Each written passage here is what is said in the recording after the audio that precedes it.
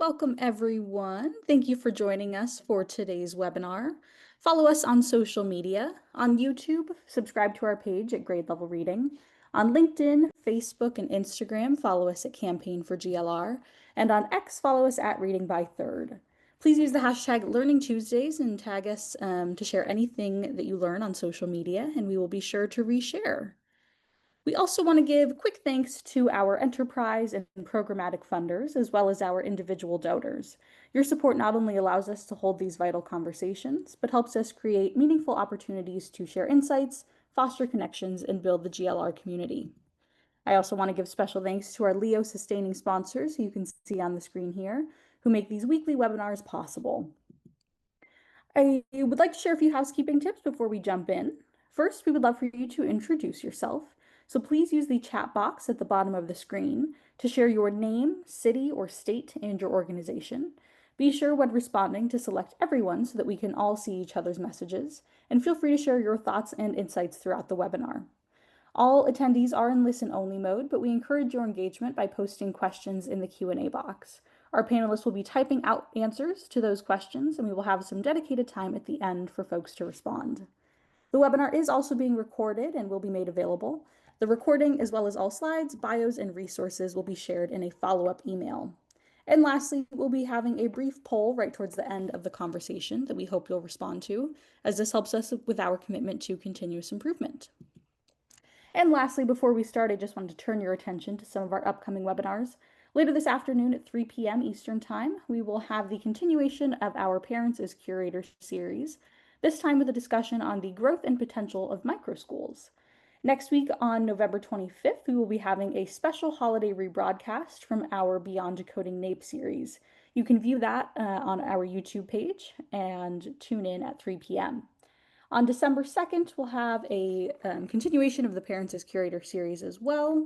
And on the 9th, we'll have an exciting doubleheader starting off with a Crucible of Practice Salon. Lots of fun opportunities coming up. Those registration links and more information will be put in the chat now, and we hope that you can join us. I also want to flag that our next Funder to Funder conversation will be taking place on January 20th. This will be Families at the Center, Proven Strategies Shaping the Future of Education. So again, more information will be in the chat box, and we'll get started. And joining you now is Sarah Torian, Chief Learning Officer with the Campaign for Grade Level Reading. Thank you and enjoy. Thank you so much, Sierra. And welcome, everyone. I am so glad that you could all join us today as we all get to meet Phoebe and Jay for the first time, a pair of lively and engaging fraternal twins growing up in Topsy Towers with their family and neighbors and getting into all kinds of fun educational adventures. As many of you all likely know, the Campaign for Grade Level Reading is committed to supporting children and families on the path to early school success from birth through third grade.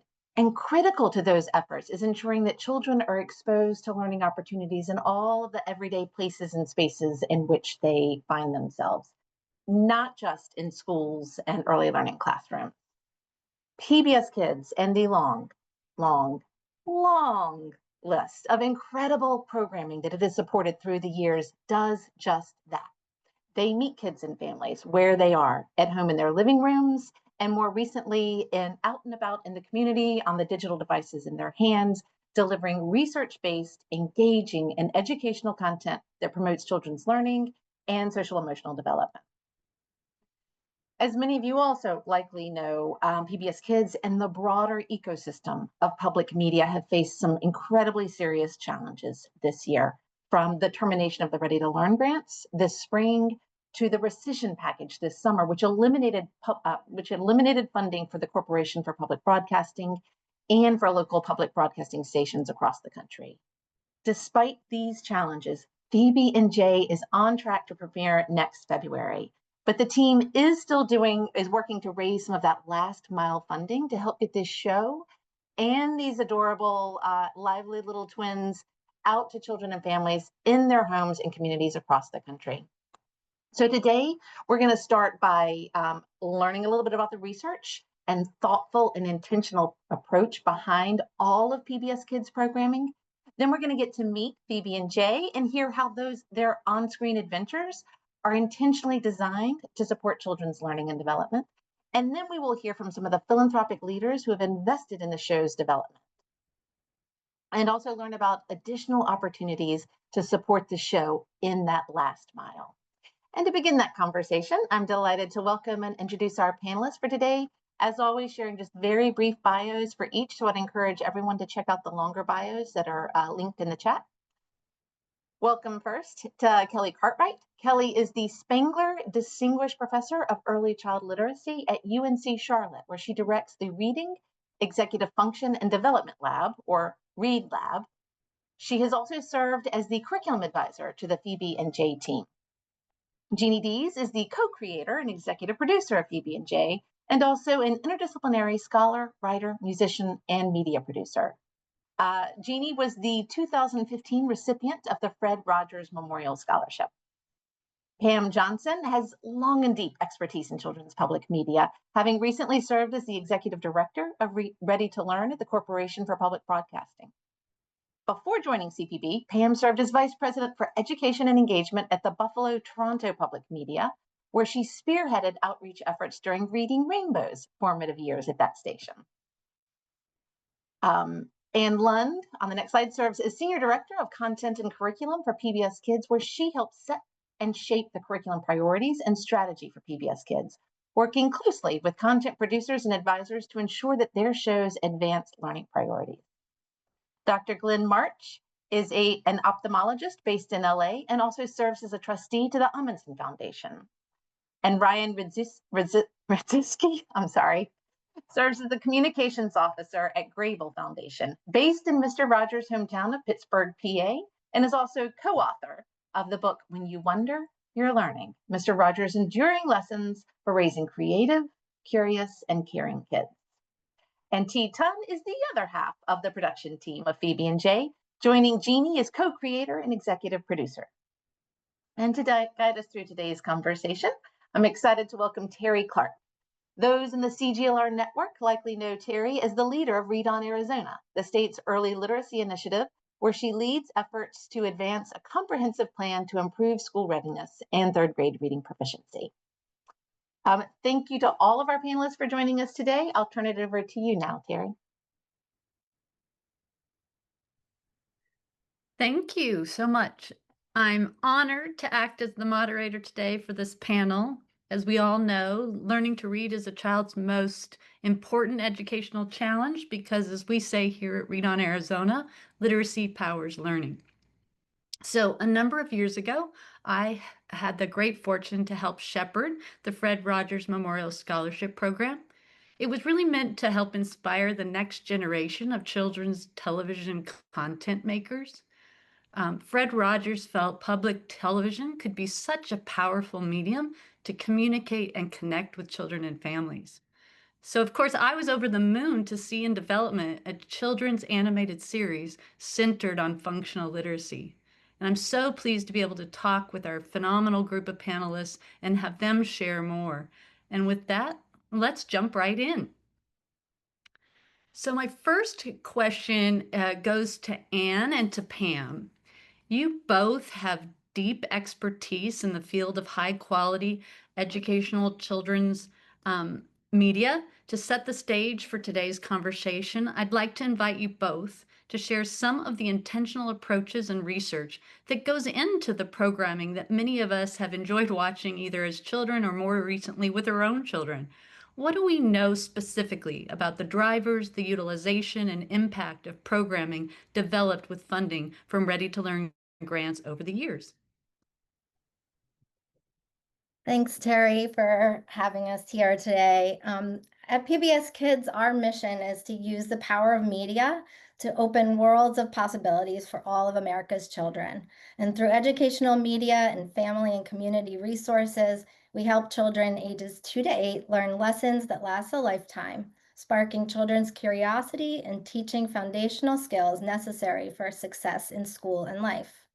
And our approach to content development is very intentional.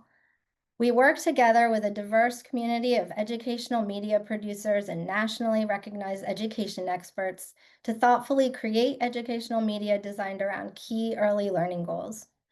Our PBS Kids learning frameworks provide producers with a foundational understanding of each core curriculum area, and their advisors help them seamlessly integrate the focal curriculum in developmentally appropriate ways. We also apply universal design for learning principles to reach the widest range of learners and test our content with kids and families during development. The series Phoebe and Jay, which you'll learn about more today, exemplifies this process in every way. And the Ready to Learn grant was an integral part of that intentional process.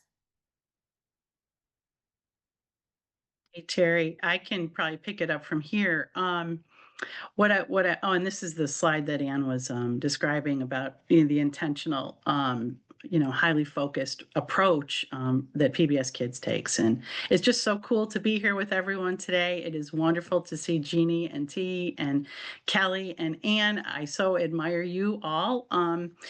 I would say that, CPB, I mean, we talk about drivers, Terry, CPB and PBS are leaders, have been phenomenal collaborators, to do all that they can together to, grow the public media system and ensure that everything we provide to families and to kids is of the highest quality.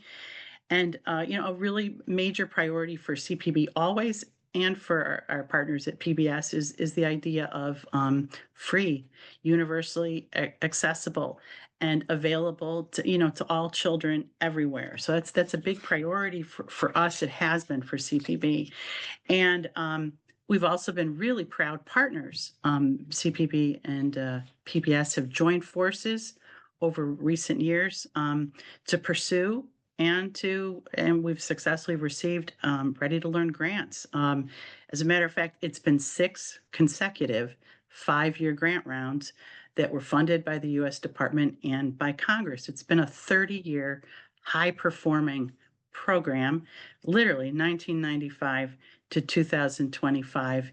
And Sarah Torian up front, did a good pointing to the fact that sadly the grant was terminated this May. So up until this point, I'm not used to talking in past tense, mind you, but up until this year, Ready to Learn was phenomenal. And when we pursued a Ready to Learn grant, I've got to give a nod to the early learning and innovation team at the U.S. Department of Education. They had identified functional literacy as a competitive priority. They had other priorities too. They focused on intergenerational learning and some other things, but we pursued, that idea as with gusto, and we knew there would be a beautiful children's series at some point in the 5-year time period focused on this. So it was a big feature of our proposal, and so too were many other programs that came to light in this 5-year period, like Lila in the Loop and Work It Out Wombats and a variety of shorts and so forth. So a lot of phenomenal work came through this recent grant round. And then Terry, you asked about drivers, and I have to say, we kind of sit on a mountain of research, and we don't take that lightly. Another really important feature of Ready to Learn over the years has been, again, nod to the Department of Education and their team, having it be like an essential requirement of anybody submitting proposals. And so we always proposed a very comprehensive and ambitious research agenda. And that's been kind of a priority over the last 4 grant rounds. So it sounds like a long time, but like 20 years, a big priority on research.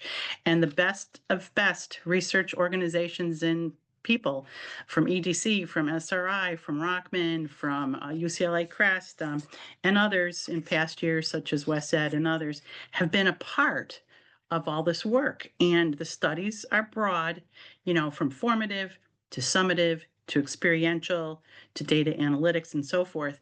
And I would say the Phoebe and Jay team, given their trajectory and their process in the last years, has probably benefited the most from the formative aspect of the research, which is, really trial and test early phase content to make sure it's you're doing the best you can with the designing of it and so forth. And but our family, our public media family, kind of sits on literally this foundation, this strong foundation.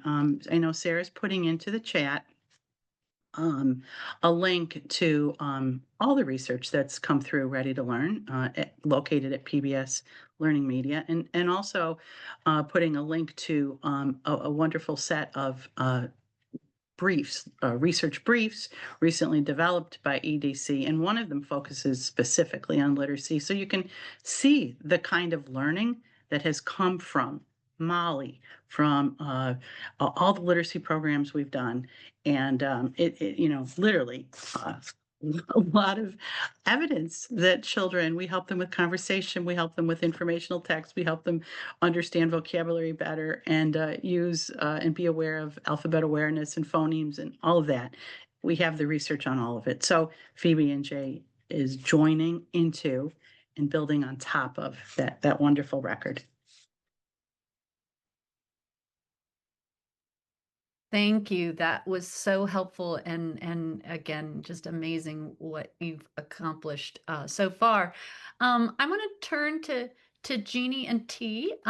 Phoebe and Jay is now part of the pantheon of PBS Kids programming that Anne and Pam were just describing. Before we dig into the educational and developmental components of the show, I'd like to start by first just letting the audience meet these two kids and their family and community. And what was your vision for this show and these characters? Thanks, Terry. And just a real quick, hey, I'm Jeannie. Thank you, everybody, for being here. All several hundred folks here. Thank you. And then a big thanks to the Campaign for Grade Level Reading team, everybody behind the scenes who helped make this happen. We're really grateful for this opportunity in this webinar. Well, like Terry said, we have a clip for you. So we're going to play the opening credits. Let's let Phoebe and Jay welcome you into the world of Topsy Towers. So we're going to play the opening credits for you. It might lag, but you can hear the song. We can still start the party. So you feel free to groove along and clap and catch a vibe, as the young kids say. But we're going to play the opening credits, and Phoebe and Jay are going to welcome you into their world.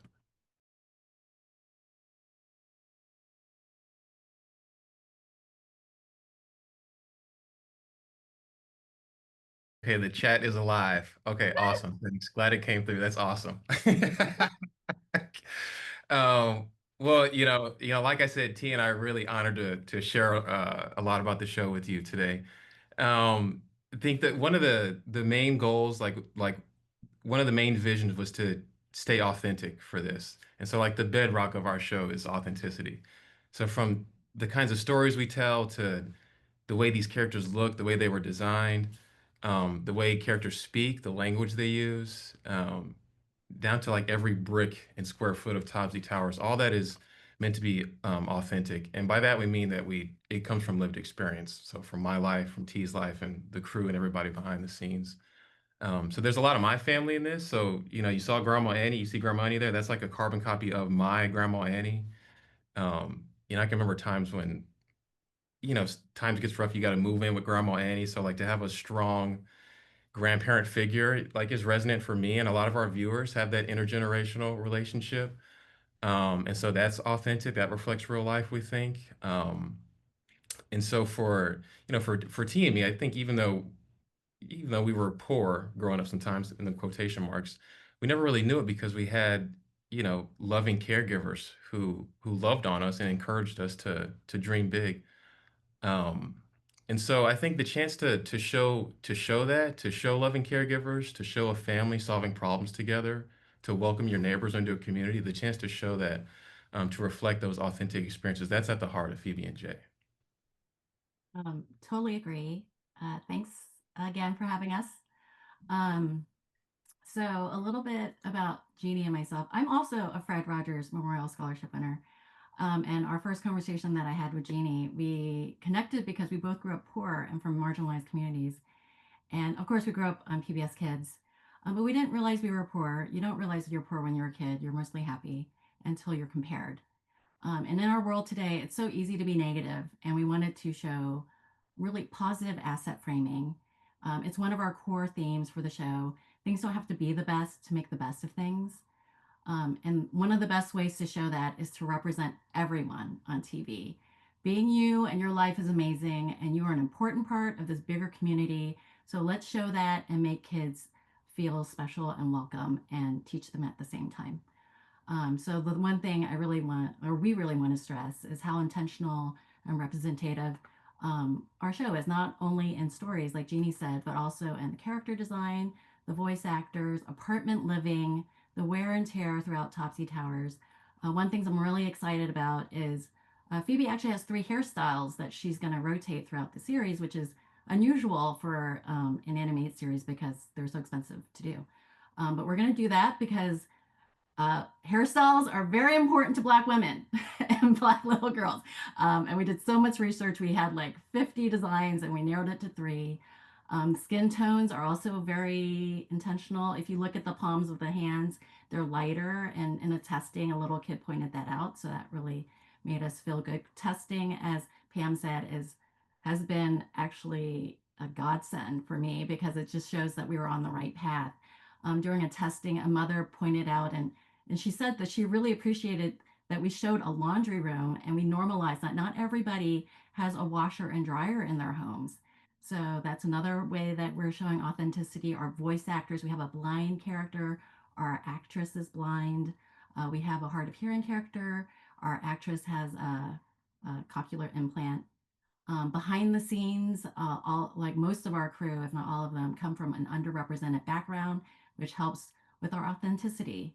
So from the very beginning, our goal and vision is to create a world with diverse characters that reflect lived experiences of many of our viewers and their everyday lives that we haven't quite seen as much in children's television. Thank you both. Jeannie and T, Phoebe and Jay, they're adorable characters. I feel like I already know them already. But I know that you also put a lot of thought into learning goals for the show as a whole. Can you share a little bit more about those? Yes. So our curriculum is functional text, and we like to call it everyday text because it's more engaging and better for everybody to understand. I like to start this segment with look all around you. Usually I'm in a room with people. Look all around you, and there's everyday text everywhere. In front of me right now is a post-it with things that I have due. And maybe this morning, an alarm clock went off, and that sound is functional text. Functional text comes in different forms: audio, visual, haptic. Like when you cross the street, there's those bumps on the sidewalk right before you cross to warn you, not, it's dangerous to cross there and warn you. So it's everywhere. If you're in an office right now, exit signs might direct you how to leave. The bathroom sign shows you where to do your business. Food allergy warnings help you not to die. I mean, I'm sure you've seen it everywhere. The email notification to remind you to come to today's event is also functional text. These are just a few examples. In Phoebe and Jay, we focus on text that 1, exists in everyday life, 2, is commonly encountered, 3, helps the twins accomplish a real-world goal that is important for them to solve the story problem. Children commonly encounter texts every day, and interpreting them and using them is crucial for navigating the world and participating in our communities. I think we're super excited. The show demonstrates how text is everywhere. Like literally right before this webinar, I dropped my daughter off at daycare. And so I drop her off and we have to cross the street to walk to the daycare. So she knows to look for the pedestrian icon before we can cross the street. We have to cross, she jumps over the lava, but we have to cross before the countdown, hits 0. Um, Even when we get to daycare, she's very bossy about it, but like, her blanket has to go in her cubby that she shows me with her picture and her name spelled out. The lunch has to go on the rack with the icon for lunch.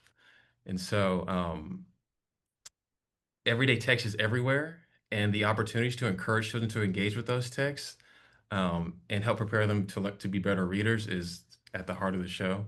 And so we have 4 primary learning goals. There's sub goals within each, but the 4 primary goals are that 1, text plays an important role in the world. It informs and signals and instructs and helps you keep track of things. That you can use and create a variety of texts. That's an important one because you don't just use them, you can create them for your own. You have agency to create your own. That there are foundational print concepts, which we'll talk a little bit about later. And that there are thinking skills that you can use to comprehend these functional texts, which Kelly will elaborate on in a bit. And so to put it simply, texts are ubiquitous. They're everywhere. And what we do is we model ways of engaging with those texts to empower children to do the same thing. let's watch a clip in action with all this in action. In this clip, it's called Jay's Fit. Jay accidentally got his clothes muddy before the family photo is taken, so he needs to find new clothes ASAP. Grandma Annie asked him to keep those clothes clean. This is one of my favorite clips because it shows several layers of the show. It shows how clothing labels are a ubiquitous type of text that every kid encounters. It's on the back of every shirt. It all pants, shoes. It also features what we call the pass it on table. Every apartment building that I've ever lived in has a community table where neighbors can leave something behind that they don't use anymore, and maybe a different neighbor might need or want it and they can take it. So here, Jay recruits his fashionista sister Phoebe to help him make a new outfit for what's available at the pass it on table. This really shows the key themes of community, repurposing without deficit framing. As opposed to being ashamed of pass me downs, Phoebe and Jay are excited to repurpose old things into something new. So without further ado, here's a clip of Jay's Fit.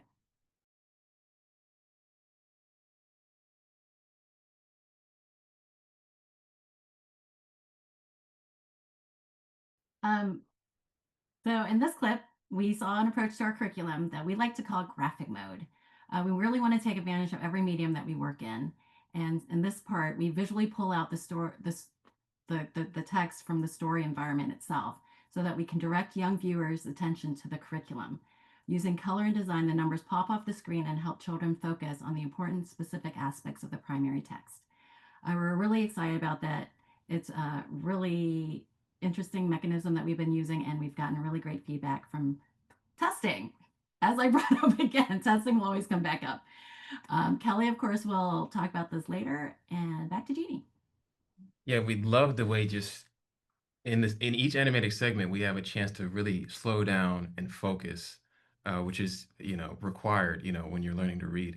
So another aspect of our approach to curriculum is that we've planted this learning goal in the animated segment, and then between the animated segments we have live action interstitials which reiterate the learning goals by showing kids in real life engaging with the same learning goal or a similar text. And so we do also want to show you an interstitial. This happens between the animated segments, and in this you're going to see Laylee go thrifting, thrift store shopping with her auntie. And so it's one is reiterating the curriculum. It requires the clothing label, but it also hits this theme that T brought up about the pass it on table and how hand-me-downs aren't necessarily, you don't have to be ashamed of those, but you can repurpose things and make them cool and new yourself. So anyway, here's an interstitial. You're going to see Laylee going to the thrift store with her auntie, but she has to look at the size labels to create her outfit.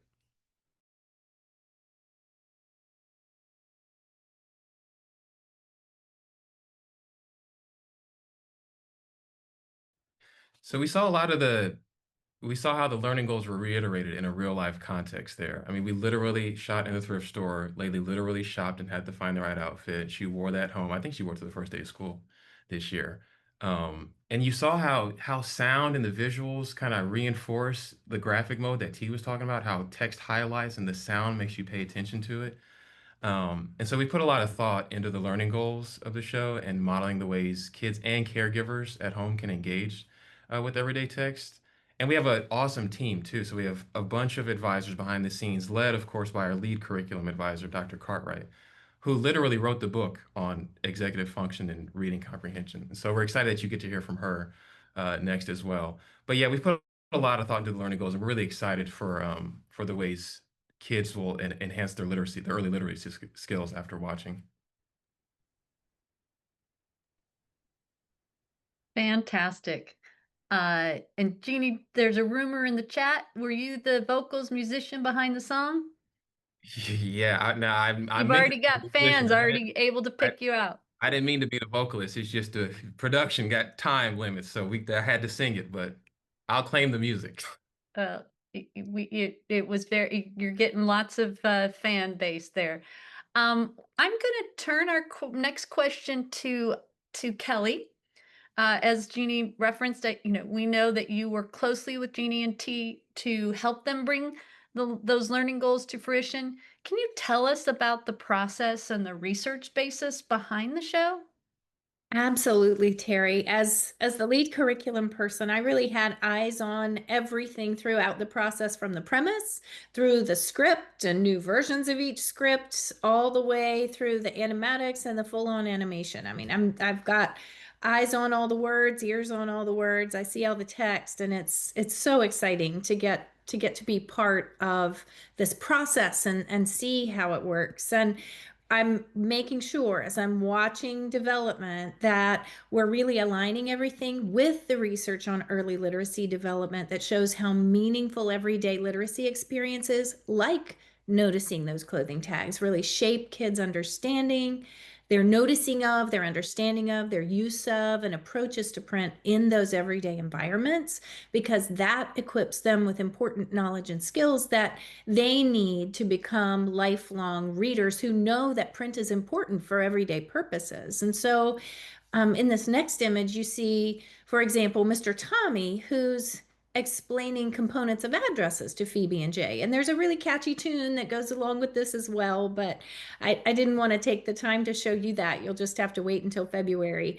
But here, Phoebe and Jay learn the pieces of an address, and then they, like Jeannie was saying before, they go on and use those pieces of the address to post a letter to their Auntie Dayton, who lives somewhere else. And so among those skills that we know from research are really important are also some important higher order thinking skills. And Jeannie mentioned them. You saw that half circle of those thinking skills. And those skills, called executive functions, really help kids to manage their thinking in all contexts. That help them manage their behavior, but it helps them to manage their work with a text to solve everyday problems. And they include things like focused attention. So in this next image, you'll see Phoebe and Jay needed to use focused attention in a particular segment where they had to use a scoreboard to track the score for Dad and Uncle Craig as they were engaged in a basketball contest. And another example is when they went to Mr. Aguilar's juice cart, and they went to the juice cart. They had a particular thing in mind, and they had to show some mental flexibility as they noticed that that text was crossed out on the menu and they didn't have strawberries that day. So they had to shift, flip the way they thought. That mental flexibility is another critical thinking skill that they use. So in every single episode, we targeted a functional text like those clothing tags you just saw, or addresses or menus. And they're things that kids are going to see at home or in their neighborhoods. Think receipts, chore charts, food labels, menus, apps, even the battery icon on your phone or your tablet. And we showed how that text could be used or created, because often the kids are creating their own text to solve problems. And so in this way, literacy is really depicted as purposeful, it's child-driven, and it sets kids on the path to active, engaged reading development. And I have one more image to show you. So in terms of everyday text, even something like pavement markings are some things that are texts in a kid's environment. So they're seeing the wheelchair accessibility sign, they're seeing the bike lane sign, and they actually created their own bike lane in this episode. And it's just so exciting to see it all come together this way, very, very tightly aligned to the research in ways that kids find engaging and exciting.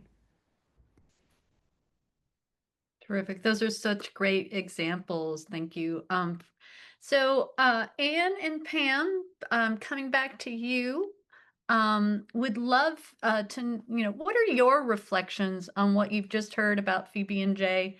How does this show fit into public media's educational mission, the extensive engagement efforts, and the body of research you shared at the top in terms of children's media advancing educational and developmental goals? And what role did PBS and CPB play in getting this effort off the ground? Well, it's just very hard for me not to say what a privilege it has been to work with this amazing team on this series. And they really make my job easy because of how much they care about the learning goals and really reaching as many kids as possible through this series. It has all the ingredients for a great PBS Kids show, that intentionality, the educational goals. It's funny, it's engaging, it's relatable. And it's just really been great to work on it. And, that is like, it really brings the essence of what I think we look for in our content as part of public media's mission. And I know Pam will say a lot more about some of this, but in terms of our the role of PBS Kids and my role on the series, this was part of an RFP for this, for the Ready to Learn initiative. And we were specifically looking for a series that would focus on functional literacy. And Jeannie and T's proposal for Phoebe and Jay really rose to the top. And then our role was to support them and in meeting the educational goals of the series. And we helped connect them with experts like Kelly and other advisors. Kelly was on our Ready to Learn advisory board. And then my job and those on our content team and others at PBS Kids provide editorial feedback and formative research opportunities throughout the process. And that formative research piece, is a little bit different than some of the summative studies that Pam was talking about that really kind of look to measure the efficacy and effectiveness of the content. The formative research is what we do during the process, where we really get this in front of kids to make sure that we're sort of on the right track as we go along. And I'm sure Jeannie and T have some stories about observing kids watching and hearing the stories and how that helped shape the series as it went along.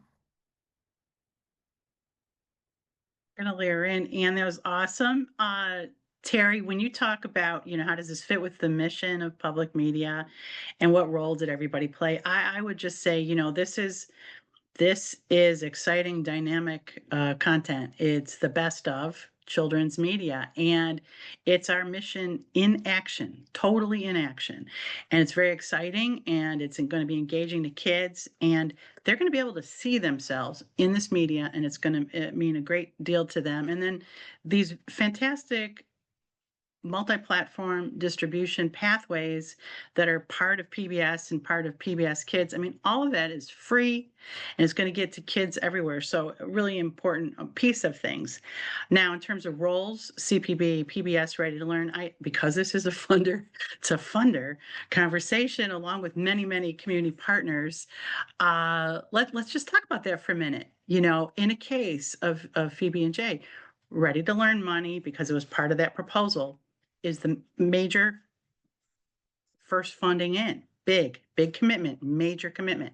CPB and PBS, their children's media leaders, make very strategic decisions about what they will support and how they will support it. And then other funds kind of go to it. But, Jeannie and T, again, have to submit proposals to CPB and submit proposals to others. So, I mean, it is the building of a multifaceted funding commitment, major investment. So it's very strategic, and we're all in. And then the critical part. So this is the critical part. For me, I'm a longtime station person. I looked at the attendance list today, or I read it last night, and I can see 17, 18, 20 of my closest friends from local stations around the country. I can see many of their partners. Involved too. I can see our state departments of education. I can see incredible groups that are partners together locally and in states and with our stations. So for me, the local PBS station is, essential to literally the last mile of outreach, delivering on the promise of Phoebe and Jay. It's really phenomenal. So it's very exciting to see that. And I know that our stations that are here today, they're proud. They're proud that Phoebe and Jay is going to be part of the Pantheon, as Jeannie said. They want to support it. they also are really tuned to the needs of their kids and families in the community and teachers. And they want to put an effort like Phoebe and Jay to good use in the community. So it's very exciting. And now, I mean, Sarah, Tori, and all of us, we know the tight times we're in. We can't make promises on behalf of our local stations, clearly, because the times are quite interesting and complicated. But they want to help support awareness. They want to help support discoverability of Phoebe and Jay so more parents can know about this is a tremendous resource. And they're going to, help knit things together, tie the resource to stakeholders and groups in the community who can benefit from it. So it's really going to be hopefully a rich stew coming up in local communities. Fantastic. Yes, great to see this really be able to be embraced at the local level. And we're so excited that I just want to make sure that Jeannie and T, do you have any other thoughts you would add before we sort of transition to our funder to join the conversation? Just want to give you guys any other thoughts you want to chime in with? Yes, thanks. I am a storyteller. That's my job. That's what I love doing. And that I just want to say how key that is to Phoebe and Jay.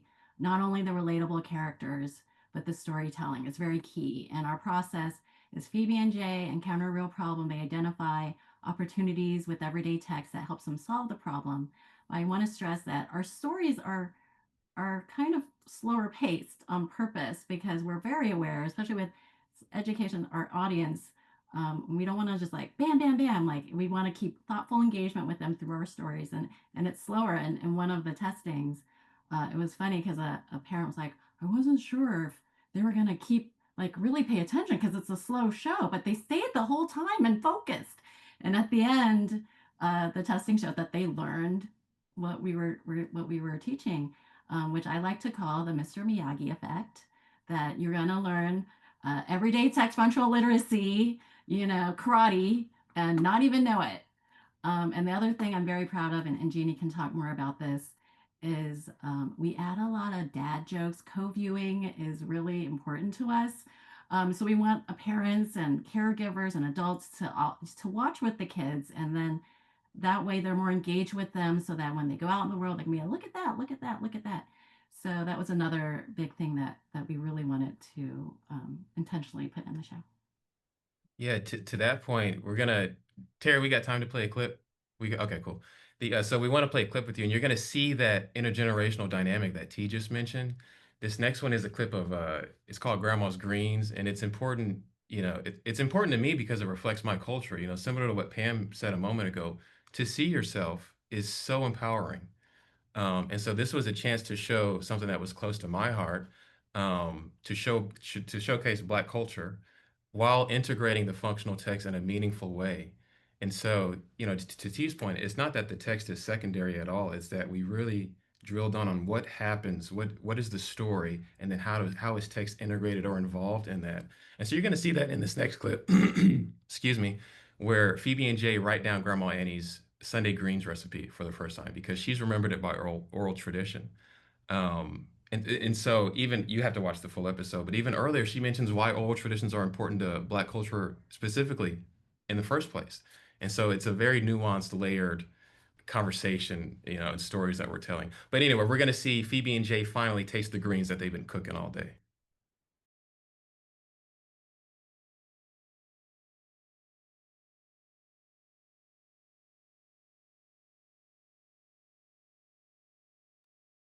So when we say we put our heart into this, this is our heart and soul poured into this. And so we're excited for people to watch and meet the Yarbers, and if it resonates with their life, to see themselves on screen. Fantastic. I want to transition, and we're going to invite one of our funders of the to weigh in on the philanthropic opportunities to support that last mile and complete this project. So I think we have Ryan here. There we are. I want to hear your thoughts on what we just heard at the top of the conversation. But before we do, I'd love to invite you to share a little bit about your foundation, where you're based, and how you work to support children and education. Cool. Thank you so much. I absolutely love those clips. Thank you so much for sharing those, Jeannie and T. My name is Ryan Radzeski. Hello from Pittsburgh, where the Grable Foundation is based. We're a foundation. We were founded in 1976, so we're just on the eve of our 50th anniversary. And quick Grable trivia. So we were actually founded by Minnie and Eric Grable. Eric Grable was a businessman who got his start by buying shares in a balloon company, of all things. And in the 1930s, he pivoted to making rubber dustpans out of the rubber he was using for the balloons. And he called these newfangled things Rubbermaid. And so today we're led by our incredible board of trustees, some of whom are members of that extended Grable family, some of whom are leaders in the fields that we support as a foundation, and that includes children's media. So we support people, places, programs who help children and youth, particularly children and youth who don't always get the same opportunities as their peers, become independent, caring, ultimately flourishing people and neighbors. So at Grable, that means supporting early learning centers, parks, public schools, museums, multimedia programming, festivals, you name it. Basically, we see our job as making Southwestern Pennsylvania the best place in the world to be and to raise a kid. Many of you likely know our executive director, Greg Baer, and I'm happy to join you in two capacities here at Grable. I am the foundation's communications department of one, and I am also the program officer here for all things media. So that includes journalism, creative content, movies and podcasts, and programs like Phoebe and Jay. Fantastic. My first interaction or awareness of the Grable Foundation was actually you were one of the original foundation supporters of the Fred Rogers Memorial Scholarship. So that's taken it back a while, but we were so thankful you did. I would love to now, thank you so much for sharing your background and the mission of the foundation. I'd love to invite you to share your reflections on what you've heard from the creative team behind Phoebe and Jay, and what made this something that the Grable Foundation wanted to invest in. Yeah, it's a great question. And the thing you need to know about Pittsburgh, about Southwestern Pennsylvania, is that this is Mr. Rogers' real life neighborhood. This is where Fred Rogers lived and worked, and where he broadcast the television program that so many of us still know and love. Just behind me, if you could sort of see through this skyscraper, you'd see the University of Pittsburgh. And that is where young Fred Rogers studied with some of the most famous pediatricians and psychologists and child development experts in the world, the sort of Kelly Cartwrights of his day. And Fred himself was a musician. He was a writer, he was a puppeteer, he was also studying child development along with these people. And he decided that he wanted to go into television and use it, as he put it, to look at the television camera and present as much love as he possibly could to a person who might feel that he or she needed it. And so Mr. Rogers' Neighborhood really sat at this confluence of learning science, of child development, of creative expression through television. Fred was taking what he was learning from these experts and blending it with music and art and TV visits to all sorts of different places to really set the standard for what high quality children's programming could do. And that's a legacy that still guides us as we partner with media creators like Jeannie and T, as we partner with public television stations like WQED here in Pittsburgh, which is it's the original home of Mr. Rogers' Neighborhood. I think we have some folks from WQED with us on the call, and organizations like PBS Kids. So we see in Phoebe and Jay, in so many ways, a carrying forward of what Fred Rogers did. We heard already about how they're incorporating the science of learning. Someone in the chat called that incorporation of science seamless, and I could not agree more. We see them being responsive to the concerns and the hopes and the dreams of today's young viewers, and how they're giving kids who might not necessarily see themselves or their families on television, celebrated on television, this warm-hearted, generous, and empathetic reflection of their neighborhoods. And so Jeannie and T, I think, are doing that in a way that, at the end of the day, also makes for high-quality children's television. It's fun, it's funny, there's great music. And selfishly, as a father of a 3 and a 1-year-old, I'll take all the dad jokes I can get in a children's TV program. Yeah, exactly. Well, I have another question for you. I think because we want to dig a little deeper. You know, you point out the Grable Foundation is a regional funder. It's focused on Southwest Pennsylvania. So it might seem a little odd to have your foundation investing in production and promotion of a show that will air to a national audience.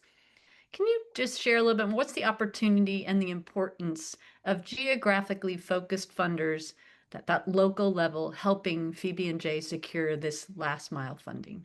Yeah, it's a great question, and you're right. The Grable Foundation is geographically focused primarily on Pittsburgh and southwestern Pennsylvania.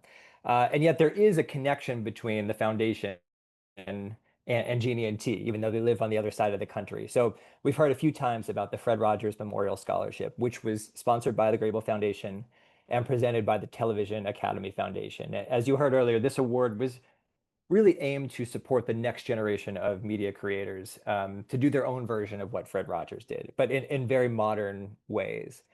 And it was actually one of our trustees, Bill Eisler, who presented the award to Jeannie. Now, Bill Eisler was Fred Rogers' right-hand man for decades. He was one of Fred's best friends. And for many years, he led the company that is now called Fred Rogers Productions, which is based right here in Pittsburgh.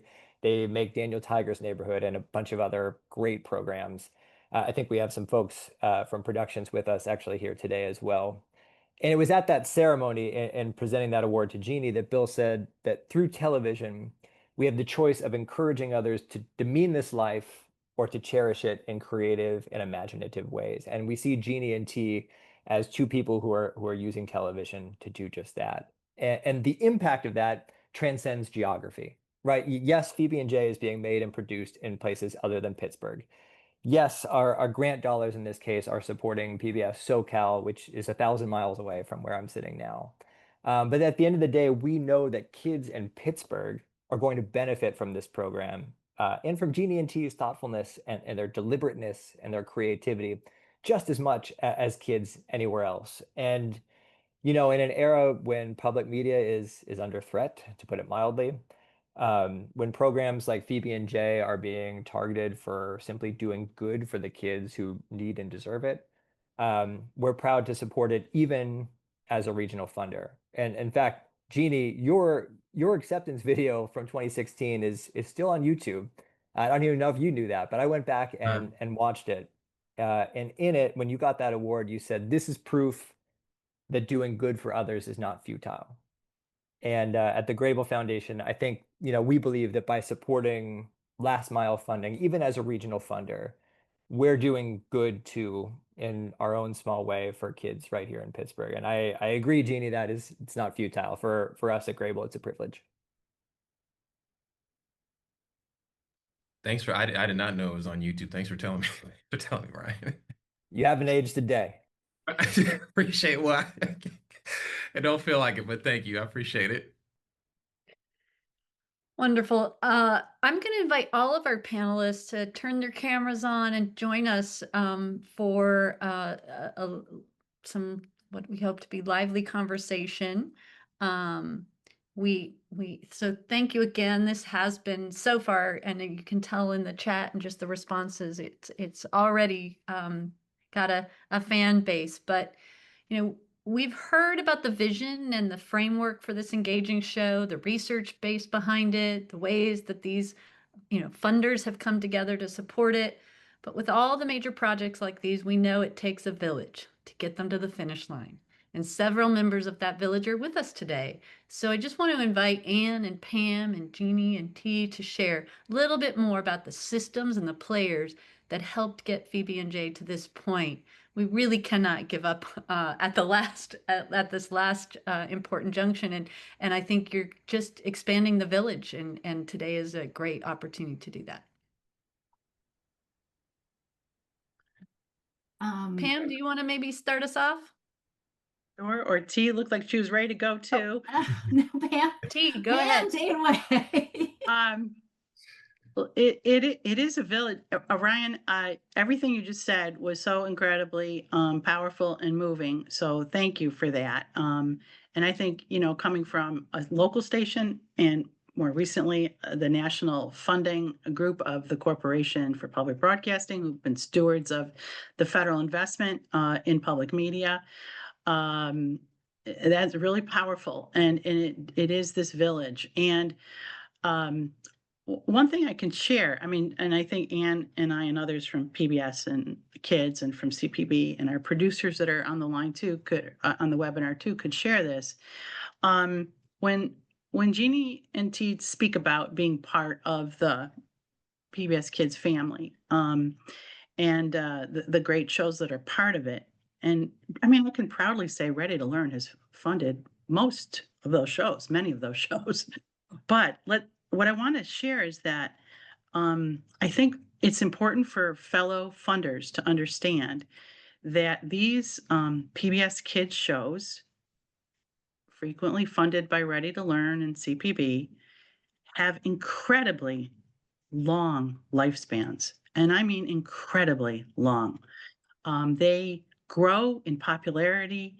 Kids really, they become beloved with children and they influence children. And it's really quite powerful. And I would say when CPB and PBS and Ready to Learn fund such a show as Phoebe and Jay, I mean, we know we are launching. We in our hearts believe we are launching a piece of incredible programming resource that is going to live on for a long time.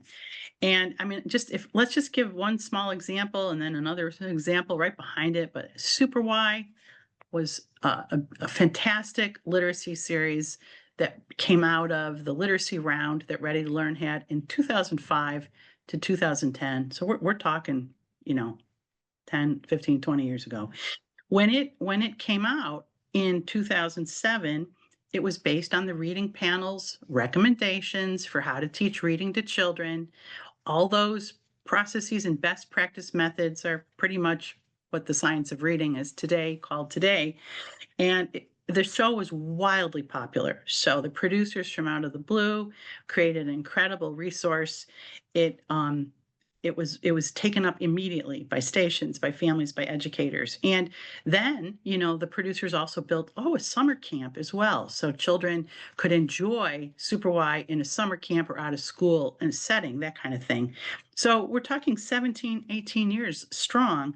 And post-pandemic, our stations, many of our friends and colleagues were saying, we need this. We need Super Y again. We need it as it was, but we need new things. And so a new formation of new partners, 9 Story, Scholastic, worked with PBS Kids and the leaders there to work on shorts, talked with CPB about what role we could play, and then a series grew. So you can see that it grew. And a similar example in the math realm from our friends in Pittsburgh and Toronto, Odd Squad, same kind of idea, huge love and a trajectory over time. What am I saying here? This is an incredible investment and return on investment for any funder, small, medium, or large funder. The commitment they make is going to have a lasting impact.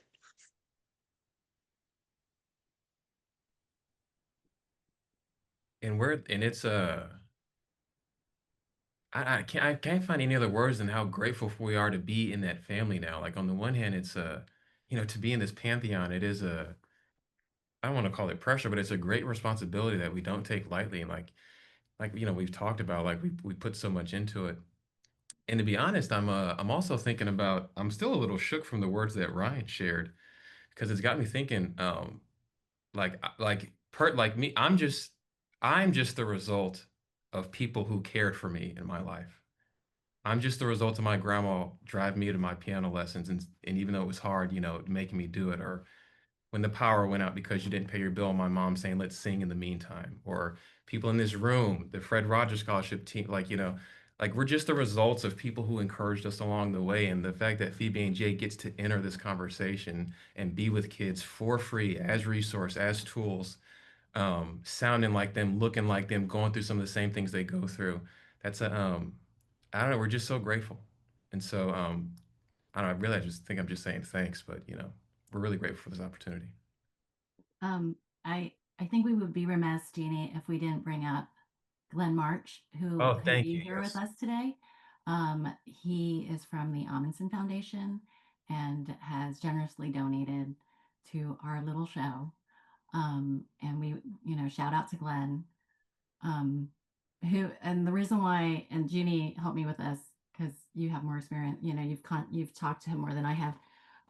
He really resonated with Glenn. Well, Glenn is Black. So when we showed it to him, we showed the Black culture. He's like, yes, yes, this is great. I didn't have this. And I think this is important for underrepresented folks, lower income folks to see this. And so he took it upon himself to use discretionary funds to help us. So thank you to Glenn. Jeannie, do you? Yeah, no, thanks for the reminder. Yeah, we like, we're so grateful for Glenn. We wish you could have heard from him. But one thing that I think, really hit, like, I mean, he grew up in New York, and we would describe some of the inspirations for the show, and he would say how he's got similar experiences, and so we're grateful for his contribution and their support of the Amundsen Foundation. Um, this is we're being super candid here. There's an idea of being the only brother in the room. I've grown up with that my whole life. I'm in academia. I'm finishing a PhD. Like in that realm, I'm usually the only one there. And so we've had conversations with Glenn about upward mobility and what it's like to be the ambassador and to be the one that represents culture to others and the responsibility there as well. And so we're super grateful for Glenn's contribution, the fact that he understands the show and has garnered support as well. So thanks for the reminder too. Um, that's great.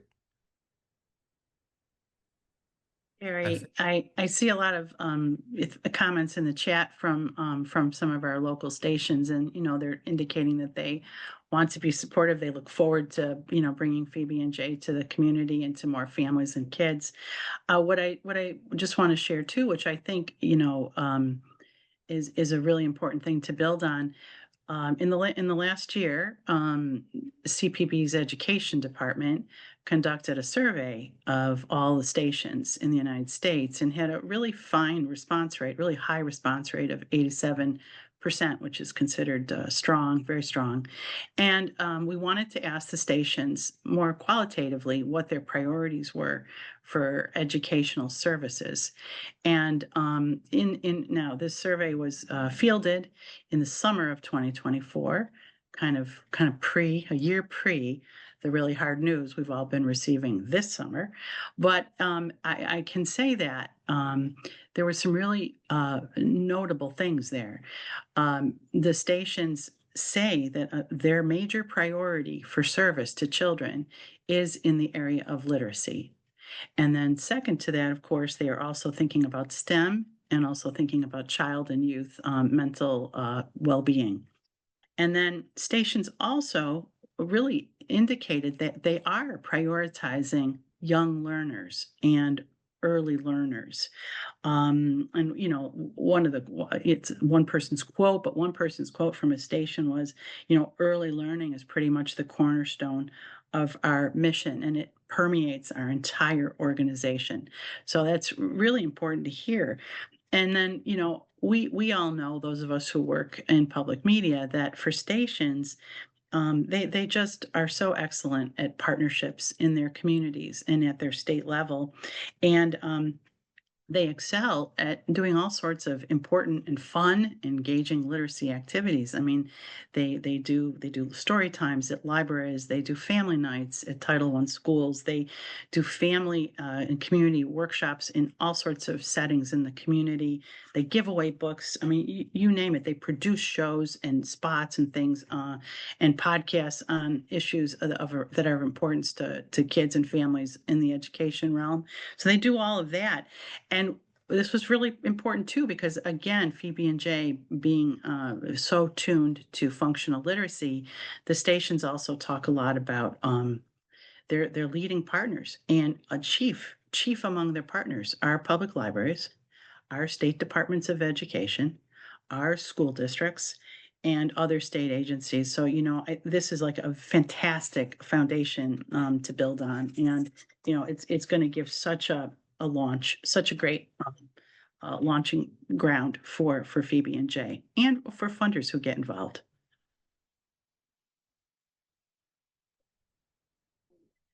Jeannie and T, I just want to make sure that we give you a chance to share maybe what are future opportunities and plans for that funders specifically can get behind and help support. Like I just want to make sure that we hit it home. There's enormous support you already have, but there are things that you need still help with. Yes, thanks. There's a slide. We have a slide. There's a slide for that. So as you know, our show is an animated series, but we also have a multi-platform engagement. So the three areas that we really need help with is production, games and activities, and outreach. So production, we're about a little over halfway, 2/3 of the way through our animation production and our live action production. We are also making 5 digital games that will be available on the PBS Kids website. Those are about maybe 50% done. The show is going to be launching with Dance Party. If we go to the next screen, we have a little clip of it, which, production animation that is going for, it's like a traditional linear narrative through streaming, broadcast, wherever you get PBS Kids. They also, kids, we want to meet them where they are. And a lot of kids might not want to watch TV, but they want to play games. And I could be wrong, but I believe the number is about 50% of our audience that go to the PBS Kids website actually go to play games. So we just, we want to meet them where we are. So we created this game. Phoebe and Jay are getting ready for a dance party, but first they need to come up with some party clothes, and they visit the pass it on table and they choose clothing at the appropriate size label. So as you can see, we're reiterating the learning goals and objectives in different formats, and to meet them where they are. So if you want to watch the show, you can do it. If you want to have interactive play, you can do that. So we get to meet them there. Another interactive thing that we're doing is activities. So coloring pages and printables so that the learning engagement can come into a different form. Can we go to the previous one with our 3 buckets? And our last bucket is outreach, which Jeannie can go into. Yeah, so broadcast games on the website is, that'll get folks in the door, so to speak, but we also want Phoebe and Jay to extend into the community. And so another crucial component of our multi-platform engagement plan is outreach, which includes, excuse me, which includes building awareness and then parent caregiver tools and educator tools.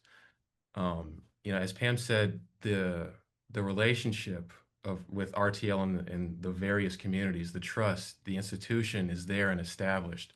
But the loss of the funding has also affected, this component. And so, ultimately, like, we're so excited about this. Like, we have something that's incredible and that we know will be incredibly impactful, but it's little good if folks don't know it's there. And so, we need your help to get this into the communities, into the various communities. If you go to the next slide, you see a picture of the one more slide. You see my daughter, the 2 of my daughters, and then a still from the barbershop episode. We've talked a lot about representation and what that means, and there's just like anecdotes that like come flooding back to my memory as we look at these slides. So I remember when we recorded the barbershop episode, the guy who plays Pete, Jonathan Langdon, came in and he was like, "I've never seen this on TV. I'm so excited to record this episode. It reminds me of getting my haircut growing up." And so even after watching that episode, you can see my older daughter, Marcy, has, well, she asked permission, but she's done my younger daughter's hair. And I remember I showed this picture to my wife, and she was like, "Is T spying on us?" That's the exact same thing from the episode. And so the fact that this show will uh, be in kids' lives and that they'll want to be like Phoebe and Jay, like my daughter wants to be like Phoebe and Jay, we don't take that lightly. And so every opportunity to be with children in their communities, whether it's broadcast games like T said, or our outreach efforts, those are really crucial to us because, I'm not just I am a co-creator and a producer, but I'm also a parent. And I got to what's been very meta for me is I got to watch this show was born almost at the same time as my daughter, so I watched them grow up in tandem. And so there's been so many moments of watching this child, Phoebe and Jay, grow up and now go out into the world. And I've seen so many times my daughter learn something or replicate the things she's watched. And so I'm excited for people, for other folks to have that same experience. Um, because we know that literacy is, we need to address literacy in our country. We know that it's crucial to succeeding in today's world, particularly now. And then to Ryan's point earlier, particularly for folks in underserved communities. Literacy is happening all around us all the time. And that's what our show does. It takes down the veil so that you can see text around you all the time and give you the thinking tools and strategies for engaging uh, with those tools in text. And so it's important because these are burgeoning foundational skills for kids that they might, the kids certainly don't always know or that they're aware of, but caregivers might not even know. And so we're really highlighting these foundational skills and giving kids that foundation they need to develop, literacy skills and to navigate life. And so thank you for your time. Like, we're so excited about this. We're so grateful for the Amundsen Foundation, the Grable Foundation, and for the Campaign for Great Level Reading for giving us this opportunity. And Pam, thanks for being here. But no, we're really excited about this and the impact this is going to have in the world. Hold that thought, Jeannie. We're not letting you go quite yet. Everybody, I just want to draw your attention. There's a poll that should have popped up. We would really encourage you, if you're interested in learning more, and to fill that out, share your contact information so that folks can follow up. But there are so many ways that we can all find ways to support the launch and premiere of Phoebe and Jay, and getting it out into the communities, into those neighborhoods that will so benefit from it greatly. We do have some Q&A questions, so we want to point out, and this is probably one best for T and Jeannie. Lily in the Q&A is, she's a recent graduate and she's inspired by your story and the show. She was curious what your early brainstorming process was like and how you conducted research and found funding. That's always a great question. Thank you for and just said thank you for sharing this beautiful new show with us. So could you just maybe give a few tips there of what worked for you both? Sure. Thanks for the question, Lily. And congratulations for graduating. I also teach. I teach animation at UCLA, so I'm very like, it's like recent graduates I have like a soft spot for. So our brainstorming, well, Jeannie had the idea about building about the characters, about the Yarbers and the twins, and Grandma Annie, of course.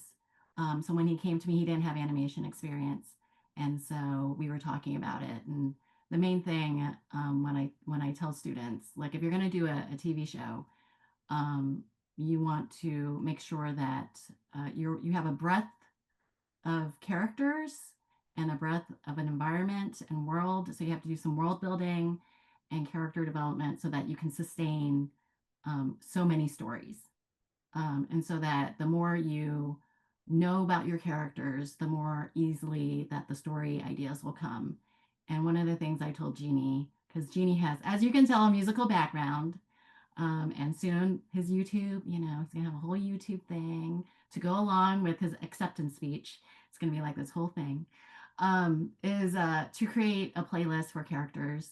I do that a lot with my characters. So if you're learning about, like, if you're trying to build story ideas, to really develop that, and that really gives an end, find, like for Jeannie, it was music. So when he gave me the list of like the songs that Grandma Annie would like, then her personality came more clear. When it came to funding, well, it was an RFP that got out and we applied and we were really lucky that we got it. Yeah, we were really lucky to have that ready to learn support, especially for focus testing early on. To that part of the question, I think another thing that we took seriously was the focus testing results. And so we had the support of our Ready to Learn to watch kids watch an animatic or have a storybook, and then we would take those responses seriously. And so, for example, we have an episode where Phoebe wants to remember their late mom Paris who has passed. So she needs to follow the directions, and so she can wash her majorette jacket and wear that. And so when we focus tested that one, we had too many texts in there. There was, of course, the label on the jacket, but there was also the board in the laundry room when we got to flex your thinking from here to there, and it was too much. So that's just like one example of how we took focus testing seriously and adapted with that information to make the story and the learning goals more salient. And so we were fortunate to have the support to do this focus testing, and then we took those results seriously and adapted along the way. Also, like where do kids lean in? That's to T's point, we learned that like they lean into like a musical moment, and so we began to incorporate more music that had to do with the text of an episode. I'm sure we could think of other examples, but we took Yeah, I mean, it helps when you have the target audience living in your house. that. We would Right, just be like, I'm like, what did Marcy do? How did she react? It's like, right, it's like, how's it going? 1,000% Like, right. what happened there? One of our advisors, curriculum advisors, Kathy Tran, who helped us in the beginning and throughout the series, when we first started, her daughter was like 3. Was it like she was 3, and she saw like a no parking sign. So it's like a prohibitive slash against a P, and she's like, "Oh, no pee pee here." So it's like it's really interesting how you have to start thinking like a kid. Like, so she didn't realize it's parking. It was like, "No bathroom, no pee pee here, mommy, no pee pee." So it's like the little humorous moments of life that when you're around kids that you can use as inspiration and research. So I'm going to draw for our panelists, there's some questions we won't get to. If you could answer those in the Q&A. One in particular, go to Jeannie and T about, are you available to attend in-person events? So I'm sure that's going to come to you more and more. There is, and Anne and Kelly and Pam, maybe this one you could help with. Lauren in the Q&A was curious to hear, can you share data about whether children are accessing shows via TV or tablets? She's curious about this data from the standpoint of co-watching with caregivers versus independent engagement. I was typing an answer, but Well, you can do both. yeah, so I don't have the exact numbers on hand for the, TV versus tablet, but because, a lot of the content is streaming now, and you can, have the apps and things on your televisions, your smart TVs. We do still see a good amount of TV viewing, especially with the youngest kids, in addition to the tablet use. And I don't know if we would consider, if it's on the tablet, that might be only, a child alone. I think we still believe that there are parents on, multiple, different kinds of devices engaging with their kids. In fact, phones are a big one, where you may even see a parent watching with a kid. But I think in terms of co-viewing, that is our ultimate hope. We know kids learn more if someone is viewing and talking with them about the program.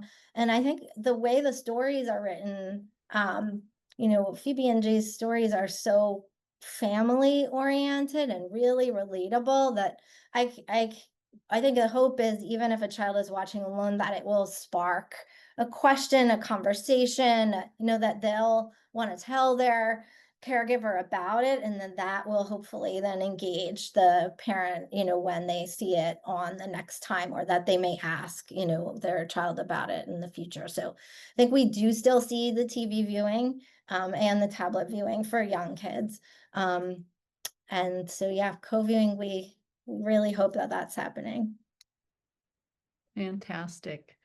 A couple of one in the Q&A and one in the chat really sort of spoke to, what opportunities there might be for different learning ecosystems to engage with Phoebe and Jay, like after school or summer learning. But also in the chat, there was an invitation to really think about how you engage with the rural networks, and there's some great opportunities there. So just pointing those out to especially T and Jeannie and the whole creative team, that you can clearly see that your village has just exploded and become a much bigger, maybe now it's a city, I'm not sure. But the support is there, the willingness to connect, and the value that they see in helping you tell this story, and how it will help the families and communities that they serve is absolutely there. With that, I think I'm supposed to and draw attention to the engagement poll that just came up, and then hand it over to Sarah. Well, thank you, Terry, so much for guiding us through this incredible conversation. And I feel like the theme of today is kind of thank you, gratitude. But deep thanks to our incredible panelists, to Jeannie and T for kind of creating this show, to Pam and Anne for the kind of institutional investment and leadership and kind of get it to this point. Kelly for sharing all of your deep expertise and embedding and I love just like the language, like rather functional literacy can be hard to understand for people who are not deep in education and literacy development. So everyday text, really kind of bringing home both like what you are doing as well as the impact of what you're doing. And Ryan, deep appreciation to you and to the Grable Foundation and for joining us to remind us of the amazing YouTube recording that we're all going to go look at to watch Jeannie's acceptance speech from 10 years ago, but also just for your support of the show. And T for like raising the issue that Dr. March was not able to join us. I would have mentioned at the top, but we were still holding out hope that maybe he would be able to come in, but he's traveling. His flight was delayed, and he is right now, so really difficult to join a webinar. But thank you to all who joined in today. This is it's just so inspiring to see and to get to meet Phoebe and Jay, and really all of the thought and the intention from everything from hairstyles and barrettes that you're bringing in from your home, family recipes. It's just, I'm really looking forward 2 months and a week, maybe 10 weeks, I think, before the show will premiere. So I hope everybody marks the date on their calendar, February 2nd, and tunes in for that. And then I hope you'll also, between now and then, continue to join CGLR for our upcoming webinars. We've got one this afternoon focused on micro schools and how more parents are kind of choosing, kind of curating and tailoring their children's educational experience in K-12, just the way that they do in early learning and post-secondary. And then next week we'll be broadcasting a rebroadcast of one of our Decoding NAEPs sessions. So I hope you'll tune in for that. And then we've got a great lineup coming throughout December. And then on the next slide, hope you can save the date and plan to join us for our next Funder to Funder conversation as we kick off 2026. This session will focus on family engagement and funders that are being thoughtful and investing in that. And also hearing some research coming out of Learning Heroes that's informing those philanthropic efforts. Thank you again to everybody who joined us today. Thank you to our incredible panelists. It's been a pleasure to work with you all throughout this process, and I hope you all have a great rest of your day. Thanks, y'all. Thank you all. Thank you.